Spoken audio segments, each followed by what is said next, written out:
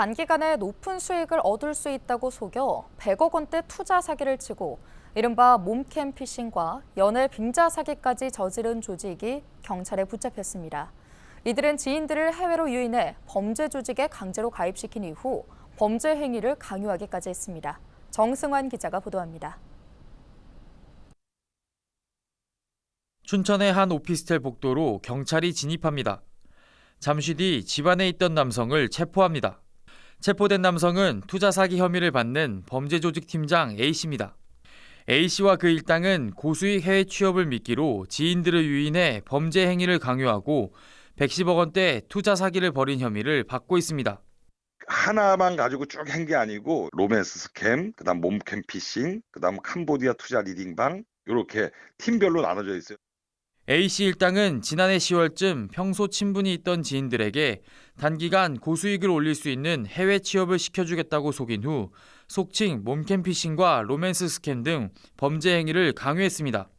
이들 일당은 지인들을 범죄 수단으로 이용하기 위해 항공기 티켓까지 구매해주며 라오스 범죄 단지로 유인했습니다.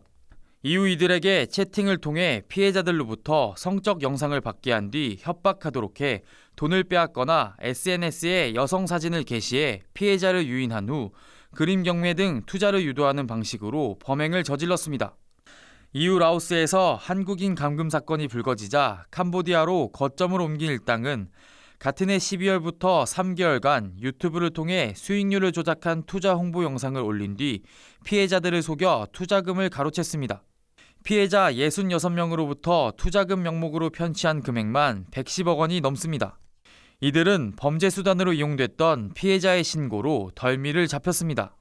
피해자들이 그 라오스에 취업 사기를 당해서 그 해외로 입국을 했다가 여권을 뺏기고 그 감금 당하면서 했던 행위가 불법 행위라는 걸 알고 있던 상태에서 국내로 다 들어왔을 때 그 중에 한 사람이 저희한테 제보를 해서 경찰은 8개월간의 수사 끝에 지난 9월까지 30대 총책을 포함해 범죄에 가담한 32명을 붙잡았습니다. 이들 중에는 범죄에 이용됐던 지인 9명 중 추후 범죄에 본격 가담한 3명도 포함된 것으로 파악됐습니다. 경찰은 총책 등 7명은 구속하고 나머지 25명은 불구속 상태로 송치했습니다. 헬로티비 뉴스 정승환입니다.